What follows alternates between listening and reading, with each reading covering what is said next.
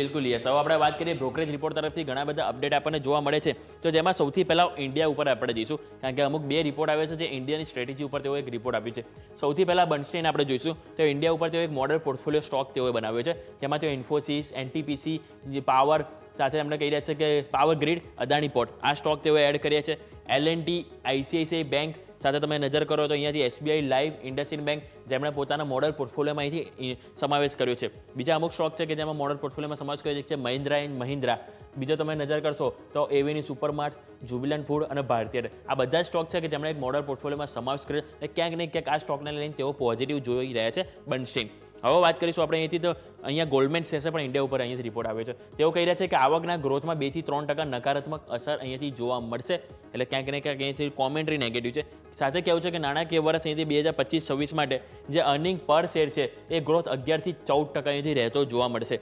અને જે નિફ્ટીનો 12 મહિનાનો જો લક્ષ્યાંક તેઓ અહીંયાથી ઘટાડીને અહીંથી 25,000 અહીંયાથી કર્યો છે, જે અગાઉ તેઓ મોટો અહીંનો આંકડો આપ્યો હતો. હવે તેઓ કહી રહ્યા છે કે આપણને અહીંથી 2025 અંત સુધીમાં આપણને અહીંથી 25,000 સુધી નિફ્ટી જોવા મળી શકે છે. એટલે અહીંયાથી આપણને ઇન્ડિયા ઉપર રિપોર્ટ ગોલ્ડમેન સેસ તરફથી આવ્યો છે. હવે વાત કરીએ આપણે ઇન્ડસઇન્ડ બેંક ઉપર, જેમાં મોર્ગન સ્ટેનલી રિપોર્ટ આપી રહ્યા છે. રેટિંગ ઇક્વલ વેટ છે, પરંતુ ટાર્ગેટ તેઓ આપે છે 1105. ટાર્ગેટ ઘણો મોટો છે, પરંતુ એમની કોમેન્ટ્રી ક્યાંક ને ક્યાંક થોડીક મિક્સ જોવા મળી રહી છે. એમનું કહેવું છે કે માર્કેટ શેરમાં મોટો ઘટાડો આવ્યો છે. બીજું એમનું કહેવું છે કે જે માર્જિન અને એસેટ ક્વોલિટી પર અહીંયાથી ખાસ નજર રહેશે. એટલે કે જો આ સેગમેન્ટ અહીંયાથી ક્યાંક ને ક્યાંક ઇમ્પ્રૂવ થવા જોઈએ, જેના કારણે તેઓ અહીંયાથી થોડાક ઇક્વલ થઈ રહ્યા છે. અને એમનું કહેવું છે કે આ ત્રિમાસિકના જે પરિણામ છે એ હજુ પણ નબળા રહેવા જોવા મળશે. Q4ના ઓલરેડી આપણે અપડેટ્સ જોઈ કે અપડેટ ક્યાંક ને ક્યાંક નિરાશાજનક છે, અને એ જ કારણથી મોર્ગન સ્ટેનલી ઇક્વલ છે, નહીં બહુ પોઝિટિવ નહીં નેગેટિવ, પરંતુ ટાર્ગેટ ₹1105 આપી રહ્યા છે. હવે વાત કરીશું તો આપણે ટાટા મોટર્સ ઉપર મોર્ગન સ્ટેનલીનો રિપોર્ટ આવ્યો છે. તો એ મોર્ગન સ્ટેનલી ટાટા મોટર્સ ઉપર અહીંયાથી કહી રહ્યા છે ઇક્વલ વેટ રેટિંગ તેઓ કહી રહ્યા છે. ટાર્ગેટ ₹853 તેઓ આપી રહ્યા છે. અને એમનું કહેવું છે કે જે JLR ટેરિફને કારણે અમેરિકામાં એક્સપોર્ટ બંધ કર્યું છે, જેના કારણે તેઓ ઇક્વલ થઈ ગયા છે પોઝિટિવમાં. અને એમનું કહેવું એ છે કે જે કારોબાર છે, કારોબાર માટે આ જે સમાચાર છે ખાસ કરીને નેગેટિવ છે. બીજું કે ભારત માટે માંગ પણ નબળી થઈ રહી છે, અને સાથે જે માંગમાં ઘટાડો આવશે એના કારણે ક્યાંક ને ક્યાંક એમણે અહીંયાથી હવે જે બેર કેસ અહીંયાથી જોઈ રહ્યા છે, જે ટાર્ગેટ ₹416 સુધી પણ આવી શકે જો બેર કેસ આવે તો. પરંતુ એઝ ઓફ નાવ તો ઇક્વલ વેટ રેટિંગ સાથે ₹853 અહીંયાથી જોઈ રહ્યા છે. હવે આવો નજર કરીએ તો ઓઇલ માર્કેટિંગ કંપની, જ્યારે ક્રૂડ ઓઇલ આપણે જોયું કે માત્ર 2 દિવસમાં 1000 પોઈન્ટ તૂટ્યું છે, ત્યારે ઓઇલ માર્કેટિંગ કંપની છે જે વધારે ફોકસમાં આવતી હોય, એ જ કારણથી એક્સિસ કેપિટલ પણ ઓઇલ માર્કેટિંગ ઉપર ફોકસ કરી રહ્યા છે. તેઓ કહી રહ્યા છે કે HPCL અહીંથી અપગ્રેડ કરી રહ્યા છે એમને. એટલે અપગ્રેડ ફોર્મ પહેલાં તેઓ અહીંયાથી સેલ હતા, સેલથી તેઓ બાય કરીને ટાર્ગેટ ₹430. BPCL છે તેમણે પણ તેઓ અપગ્રેડ કર્યા છે, અને તેઓ અહીંથી રિડ્યુસથી કરીને હવે તે એડ કરવાનો ટાર્ગેટ કરી રહ્યા છે. હવે તેઓ કહી રહ્યા છે ટાર્ગેટ ₹315 રાખો.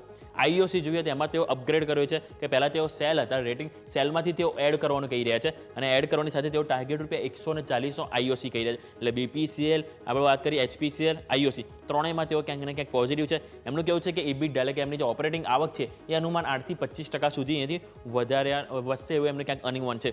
અને જે ક્રૂડ છે $70 થી $75 આસપાસ નાણાકીય વર્ષ 2025 સુધી અહીંયાથી 2027 સુધી રહેશે એવું એમનું અનુમાન છે. કે એની પાર અહીંયાથી નહીં જોવા મળે. એટલે એ જ કારણથી તેઓ ઓઇલ માર્કેટિંગ કંપનીને લઈને અહીંથી પોઝિટિવ છે.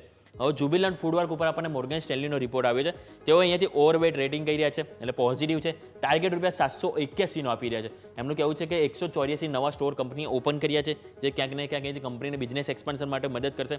બીજું જે ગ્રોથ મોમેન્ટમ છે ઓવરઓલ સારું જોવા મળી રહ્યું છે કંપનીમાં, અને એ જ કારણે તેમણે કહ્યું છે કે જે આવક છે એ 34% વધી છે, અને અનુમાનથી 5% વધારે અહીંયાથી સુધરી જેવું માનવું છે. કે માર્કેટમાં જે એક્સપેક્ટેશન હતી એનાથી કંપની ક્યાંક ને ક્યાંક Q4 અપડેટ્સ અહીંયાથી સારા આપ્યા છે. એ જ કારણથી અહીંયાથી ઓવરવેટ ઉપર એટલે કે પોઝિટિવ છે. ટાર્ગેટ ₹781 જુબિલન્ટ ફૂડવર્ક માટે. હવે લાસ્ટ સ્ટોક તમારી સાથે વાત કરવા માંગીશ તો એ છે દિક્સન ટેકનોલોજી, જેની ઉપર HSBC તરફથી રિપોર્ટ આવ્યો છે. બાય રેટિંગ એટલે કે ખરીદીની સલાહ, ટાર્ગેટ ₹20,000 તેઓ આપી રહ્યા છે. ટેરિફની ચીન, વિયેતનામ અને થાઇલેન્ડ પર નકારાત્મક અસર જોવા મળશે એવું એમનું કહેવું છે, અને કંપનીને નવા ગ્રાહકો અહીંયાથી મળશે. એટલે કે ત્યાં એ દેશો માટે ખરાબ, એ ક્યાંક ને ક્યાંક આપણે દિક્સન ટેકનોલોજી માટે પોઝિટિવ થશે એમનું કહેવું છે. અને એના એ જ કારણથી માંગ વધશે તો સ્વાભાવિક છે કે કંપનીનો માર્કેટ શેર પણ વધતો જોવા મળશે. એ જ કારણથી તેઓ કહી રહ્યા છે દિક્સન ટેકનોલોજીમાં બાય કરવાનો ટાર્ગેટ ₹20,000 રાખો. એટલે આપણે જોયા કે ઘણા બધા બ્રોકરેજ હાઉસ આપણે જોયા, ઇન્ડિયા સ્ટ્રેટેજી આપણે જોયું કે બધા બ્રોકરેજ હાઉસ આપી રહ્યા છે. એટલે આ બધા સ્ટોક છે કે જે આજે આપણને રિએક્ટ કરતા જોવા મળશે. ફક્ત આજે નહીં, પરંતુ ઘણા બધા દિવસો છે કે જેમાં આપણને આ બધા સ્ટોક છે એની ઉપર આપણે ફોકસ હોવું જોઈએ. યસ.